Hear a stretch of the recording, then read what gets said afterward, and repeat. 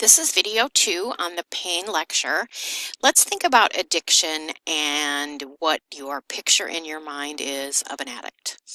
Most people, when they think of a drug addict, they think of someone on the street who's filthy, has no money, track lines up their arms, barely surviving, and they come into the ER and they're violent and they're crazy. Um, Unfortunately, we see a lot of addicts like that. But addiction goes so far beyond that. It crosses all socioeconomic lines. People can be addicted to all kinds of substances, and you would never even know it. Um, the actual definition is here: a primary chronic neurobiological disease with genetic, psychosocial, and environmental factors influence its development and its manifestation. It's characterized by behaviors that include one or more of the following: impaired control over drug use, compulsive use, continued use despite harm, and craving. That's the actual definition of an addiction, and there are addictions that go, of course, far beyond those for drugs, but this is a pain lecture, so that's what we're talking about in this one. When a patient hears the word narcotic, especially in these days, they're going to think, I don't want to take a narcotic because I don't want to have an addiction. Now, if a patient has a substance abuse problem, of course and they're clean, of course we want to keep them away from any kind of drug that could alter their mood or re-trigger an addiction problem. This is the same if you have an alcoholic. A lot of times they will refuse narcotics. So you have to be very careful to prescribe medications that are appropriate and helpful for the patient, that will relieve their pain, and not give them triggers to restart an addictive process. The most important thing that you can do for a patient is you can talk to them about addiction. Addiction is actually very rare when you're taking drugs for an illness. Let me make sure that you understand that. If you're out partying with your friends and you decide to, I don't know, shoot up heroin or snort coke or whatever people do now with drugs, the chance for addiction in that kind of situation are probably pretty high. But the chance for addiction when you're in the hospital following a surgery or a traumatic event, the chance of addiction is actually quite low. So it's very important that you educate your patient appropriately and help them make the best decision for their pain management. Many people think that if they take medications around the clock, that leads to addiction more than if they take it just when they can't take the pain anymore. But if they only take it when the pain is out of control, then they have to take a lot more. And then they get into this cycle of pain, no pain, lethargy, that whole thing. So it really is important that we also teach our patients what a pain regimen should be when they come out of surgery or when they've had a traumatic event, so that we can medicate them properly and wean them off the medications quickly. Acute pain, we talked about that before. This is a complex and unpleasant experience. This is something that comes on real quick. Acute pain could be, again, a broken bone, a ruptured appendix, pancreatitis. A cardiac event is considered acute pain. Something that just comes on real quick and unplanned and unexpected.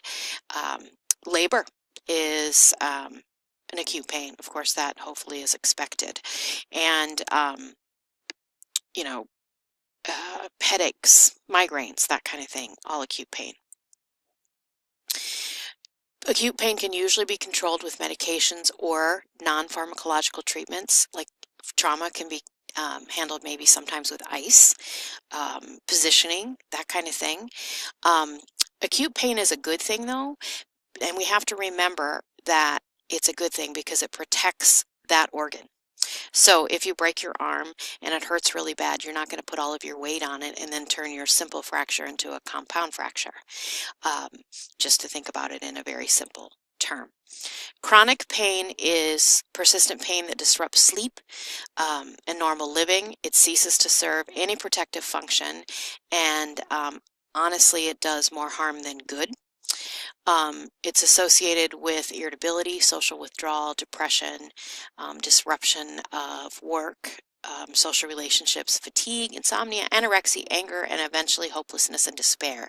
So we want to make sure that we are treating chronic pain very seriously and effectively. It can be continuous and intractable. Non-cancer terminal illnesses called non-malignant pain or intractable pain um, are just horrifying for people to live with, and because it's chronic, it's almost always undertreated. I love this chart because it shows how pain is a circular thing. So your pain increases, as does your anxiety. And when your anxiety increases, so does your sleeping problems. You know, you're restless, you can't move. And because you're sleep deprived, then you can't cope. And guess what happens when you can't cope? Your pain increases. And so this is just the basis of a really good concept map on pain.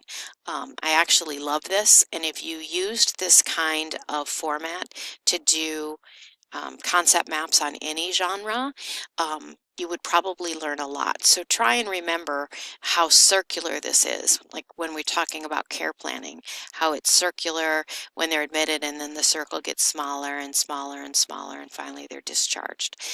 So I like this slide a lot. I think it gives you a very good view of chronic pain and the tragedies of it. Cancer pain, otherwise known as malignant pain, has both acute and chronic components to it, and it needs extremely aggressive pain management. We want to make sure that this patient is as comfortable as they can be, and malignant pain also falls in the genre of HIV and AIDS, not just cancer. Quite often, though, the pain associated with AIDS is cancer related because those patients quite often get cancer. But again, another subject for another time. Chronic pain syndrome. There's numerous signs and symptoms to this kind of pain that can really be horrible for the patient and need to be addressed in a way that the patient gets relief. The patient in this kind of situation, their lifestyle starts to focus on their pain. When's it going to be worse? When it's going to be better? And any decision these people make in life has to do with their pain management, which is really quite difficult for the patient to think about and have to deal with.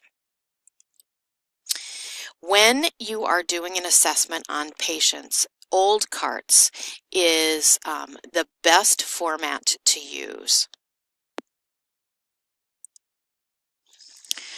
So let's talk a little bit about what old carts looks like. Let me do some typing here for you. Onset. Old carts is an acronym. So first we're going to talk about onset. When did the pain start? Okay. And then we're going to talk about location. Where is your pain? And then we're going to talk about duration. How long have you had it? When did it start? Then characteristics. What makes it worse? Is it sharp? Actually, I should put this. Is it sharp, dull, constant, aching? Those are all characteristics of pain. And A stands for aggravating factors. What makes it worse? If you broke your arm when you move it, it probably hurts. What relieves it? Think about, is it meds? Is it ice? Is it making it still? Is it moving? All those kind of things are all relieving factors. You know, when you have a sore back, sometimes it's good to get up and move it around. What kind of treatments have you tried at home? So then they might say ice, immobility, if it's an abdominal pain, they might say NPO status, you know, anything like that. And then severity, have the patient rate the pain. If you always remember this, old carts, you can use this for pain, you can use it for an illness onset, you can use it for any sign or symptom that the patient is complaining about. It doesn't just have to be pain. It can be any change. Like, let's say the patient comes in with complaints of diarrhea. When did the diarrhea start? Obviously, you're not going to ask them the location. How long have you had it? What are the characteristics? Does it happen only when you eat? Does it happen all the time? You know, whatever that might be. What makes it worse? Again, people who have IBS are going to tell you what makes it worse and what makes it better. What kind of treatments have you used? Have you used Imodium? Have you tried fiber therapy? And then how severe is it? Like, how often do you have it? And what is it doing to impede your lifestyle? So old carts is a great thing to know. Again, no matter what you're doing and what you're diagnosing, it's very, very helpful. So once you have completed old carts, you can continue with their pain assessment. What's their medical history? How are they behaving to what you're asking? Look for factors that influence their pain. Is it a physical thing? Is it a psychosocial thing? What do the labs say? You know, what's their medication history? And what does pain mean to the client, and what are the cultural factors involved?